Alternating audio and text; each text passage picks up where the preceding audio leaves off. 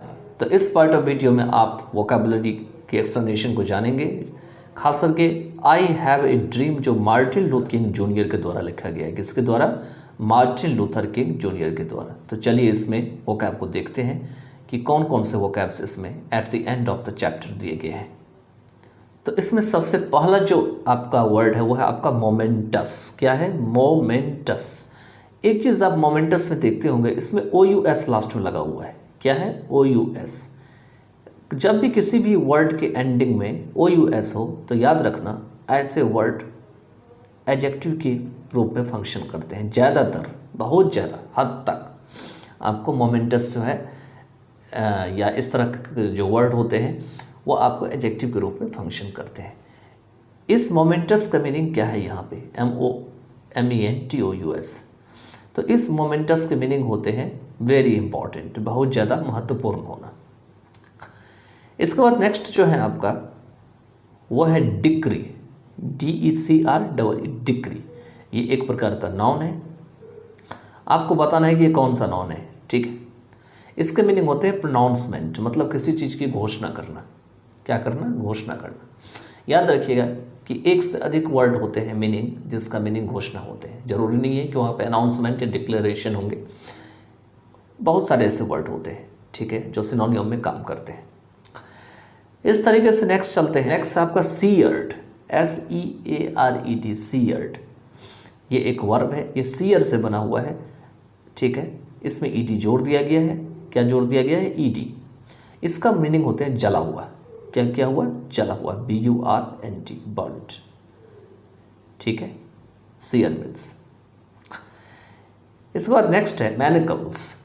मैनिकल्स, इसमें याद रखिएगा मैनिकल्स है, ने ये है मैंने और CLES कल्स। तो मैनिकल्स का मीनिंग होते हैं आपके, खास करके ये नाउन के रूप में फंक्शन करते हैं और इसके अर्थ होते हैं आपके हैंडकफ्स। हैंडकफ्स मतलब एक तो हथकड़ी हो गई जो हाथ में लगा दी जाती है, और दूसरा है आपका रिस्ट्रिक्टिंग फ्रीडम, मतलब किसी की आज़ादी के ऊपर अगर आप रोक लगाते हैं, उसको बैन लगा देते हैं, उसको ऐसा लगता है आप उसकी आज़ादी को छीन रहे हैं, तो उसको आपको मैनिकल्स कहा जाता है। नेक्स्ट आपका सेग्रीगेशन। यहाँ पे याद रखिएगा SEG सेग होगा, सेज नहीं होगा, सेग्रेगेशन नहीं होगा, सेग्रेगेशन होगा। आपको यहाँ पर में गा का प्रोनाउंसिएशन सीखना है, ना कि जा का प्रोनाउंसिएशन सीखना है। तो यहाँ पर में आपको SEG जो है वो ग्रे के रूप में आएगा, सेग्रे, SEGRE, ठीक है, सेग्रे। तो इसके मीनिंग होते हैं आपके the act of isolating people according to race, religion और सेक्स। मतलब रेस, धर्म और जो सेक्स होते हैं, इसके आधार पर में लोगों को जो अगर अलग कर देते हैं, आइसोलेट कर देते हैं। आइसोलेट के मीनिंग होते हैं अलग करना, और ये जो अलग करने का काम होता है, एक्ट होता है, उसी को सेग्रीगेशन कहा जाता है। मतलब सेग्रीगेशन में सेग्रीगेट करने का काम होता है, ये समझो, ठीक है, इसलिए नॉन बन गया। इसके बाद जो नेक्स्ट है आपका वो है आपका discrimination.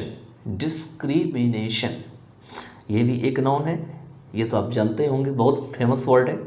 Unfair treatment to a people और ए ग्रुप, मतलब पीपल और ग्रुप के प्रति अगर किसी का जो विचार है या ट्रीटमेंट है, अगर वो उचित नहीं है, क्या है? अनुचित है, अनुचित है, उचित नहीं है। तो इस तरीके के जो वर्ड होते हैं वो खास करके डिस्क्रिमिनेशन में आते हैं। इसके बाद जो नेक्स्ट है वो है आपका लैंग्विशिंग। लैंग्विशिंग, LANGUISHING, लैंग्विशिंग, ये एक प्रकार का वर्ब है। इसके मीनिंग होते हैं to fail to be successful और इम्प्रूव, मतलब सफल होने में या अपने आप को बेहतर बनाने में अगर कोई व्यक्ति असफल हो जाता है, फेल हो जाता है, तो उसको क्या कहा जाता है? लैंग्विश कहा जाता है। क्या कहा जाता है? लैंग्विश कहा जाता है। इसके बाद जो नेक्स्ट है वो है आपका एक्साइल। इसी को कुछ व्यक्ति एग्जाइल पढ़ते हैं। तो इसके मीनिंग है आपका, ये नाउन के रूप में काम करते हैं, डिपोर्टी या रेफ्यूजी, मतलब किसी को वनवास भेज दिया जाता है या किसी को कहीं बाहर भेज दिया जाता है, किसी को रिफ्यूजी के रूप में भेज दिया जाता है, तो उसको एक्साइल कहा जाता है। आपको मालूम होंगे कि श्री रामचंद्र जी को जो है एक्साइल कर दिया गया था, वनवास दे दिया गया था, तो वहाँ पे यही वर्ड बिल्कुल एकदम सूट करके यूज़ करता है। नेक्स्ट है आपका यहाँ पर में अपैलिंग। अपैलिंग, यहाँ पे डबल पी है तो पी के ऊपर स्ट्रेस ज़्यादा लगेगा, डबल पी है, अपैल, APPALLANG, ठीक है। तो अपैलिंग के मीनिंग होते हैं शॉकिंग, एक्सट्रीमली बैड, मतलब काफ़ी दिल दहलाने वाला या काफ़ी ज़्यादा बुरा। ये रूप से ADJ मीन्स एडजेक्टिव की तरह काम कर रहा है यहाँ पे, ठीक है। ये मैंने बताया था कि जब ING फॉर्म लगते हैं तो बहुत तरीके से कोई भी वर्ड काम करते हैं। इसके बाद है आपका हैलोड, HALLOWED, हैलोड। तो हैलोड का मीनिंग है आपका मेड होली, मतलब पवित्र किया हुआ। क्या किया हुआ? पवित्र किया हुआ, यहाँ पे पवित्र, ठीक है, HALLOWED। ये भी आपका एक एडजेक्टिव के रूप में यहाँ पे काम कर रहा है। इसके बाद जो नेक्स्ट वर्ड है वो है आपका स्वेल्टरिंग। क्या है? Sweltering, SWELTERING। ये एक एडजेक्टिव है। इसके मीनिंग होते हैं हॉट एंड पर्सपायरिंग, मतलब काफ़ी गर्म होना, काफ़ी गर्म होना और एकदम बिल्कुल पसीना बहना, पसीना शरीर से निकलते जा रहा है, निकलते जा रहा है, तो इसी को पर्सपायरिंग कहा जाता है। नेक्स्ट देखते हैं। नेक्स्ट है आपका इनएक्सट्रिकेबली। ये एक एडवर्ब है। क्या है? आपका एक एडवर्ब है।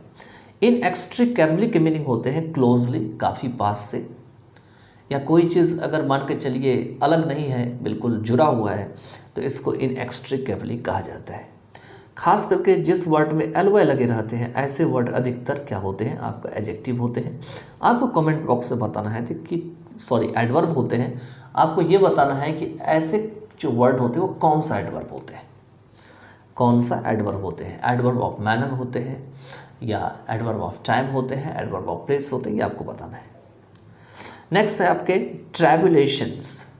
ट्रैबुलेशंस ये एक नाउन है। ट्रैबुलेशन के मीनिंग होते हैं ग्रेट ट्रबल या सफरिंग, मतलब काफ़ी ज़्यादा परेशानी, काफ़ी ज़्यादा जो है प्रॉब्लम में होना, तो उसको ट्रैबुलेशंस कहे जाते हैं।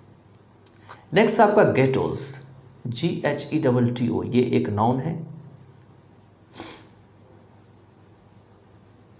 और इस गेटोज का अर्थ होते हैं स्लम एरिया, मतलब कोई गंदा जो एरिया होते हैं, जो काफ़ी साफ़ सुथरा वाला जगह नहीं होता है, जिसको बस्ती कहा जाता है। डेंसली पॉपुलेटेड, जो काफ़ी घने तरीके से जहाँ की आबादी होती है, आबादी बहुत ज़्यादा होती है वहाँ की।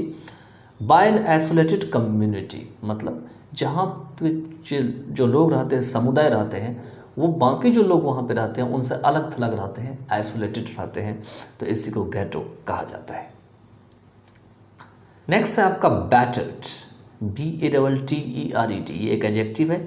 इसके मीनिंग होते हैं वर्न आउट, क्रश्ड, वैक्ड, मतलब बिल्कुल घिसा पीटा हुआ, बिल्कुल कुचला हुआ, दबाया हुआ, या उसके ऊपर प्रहार किया हुआ, तो इसी को बैटर्ड कहा जाता है। नेक्स्ट है आपका परसिक्यूशन। परसिक्यूशन, याद रखिएगा परसिक्यूशन में ऐसा स्पेलिंग है PER और फिर S है, तो R के बाद क्या S आता है? याद रखिएगा जब भी R के बाद कॉन्सोनेंट आता है तो R को बहुत कम या नहीं के बराबर बोला जाता है, तो इसको हम बोल सकते हैं परसिक्यूशन। परसिक्यूशन, ऐसा लग रहा है कि R है ही नहीं, R खत्म हो गया। तो परसिक्यूशन के मीनिंग होते हैं आपका, ये एक नाउन है, याद रखिएगा, बैड एंड क्रूएल ट्रीटमेंट, मतलब बहुत बुरा या बहुत निर्दयी जो व्यवहार होता है या ट्रीटमेंट होता है, उसको परसिक्यूशन यहाँ पे कहा जाता है। नेक्स्ट है आपका स्टैगर्ड, डबल G है स्टैगर्ड में, तो इस G के ऊपर अधिक स्ट्रेस लगेगा आपका, स्टैगर्ड, ठीक है। ये एक एडजेक्टिव है। इसके मीनिंग होते हैं आपके रीलिंग, ड्रॉप इट या फॉलन, मतलब किसी चीज़ को छोड़ दिया हुआ, किसी चीज़ को गिरा दिया गया है, अगर नीचे कर दिया गया है, या किसी चीज़ को जो है डगमगा दिया गया है, तो इसको भी स्टैगर कहा जाता है। नेक्स्ट वर्ड है आपका रिडेम्पटिव, REDEMPTIV। ये रिडेम्पटिव क्या है? आपका एक प्रकार का एडजेक्टिव है। अब ये रिडेम्पटिव का मीनिंग क्या होते हैं? इसके मीनिंग होते हैं गिविंग सैल्वेशन, मतलब मुक्ति देते हुए, किसी को मुक्ति देते हैं तो सैल्वेशन होती है। रिलीजिंग, रिलीजिंग मतलब छोड़ते हुए, उसको मतलब मुक्त करते हुए। इस वर्ड का इस्तेमाल खास करके जो है सैल्वेशन का, ये मोक्ष प्राप्त करने के लिए, जिसको इमेंसिपेशन के फॉर्म में भी कहा जाता है, वहाँ भी इसका यूज़ किया जाता है। अगर किसी ने धर्म ग्रंथ पढ़ी है तो उसमें अगर आत्मा परमात्मा की बात होती है तो वहाँ पे ये वर्ड यूज़ किया जाता है। नेक्स्ट आपके हैं यहाँ पे वैलो, WALLOW, वैलो। ये एक वर्ब है।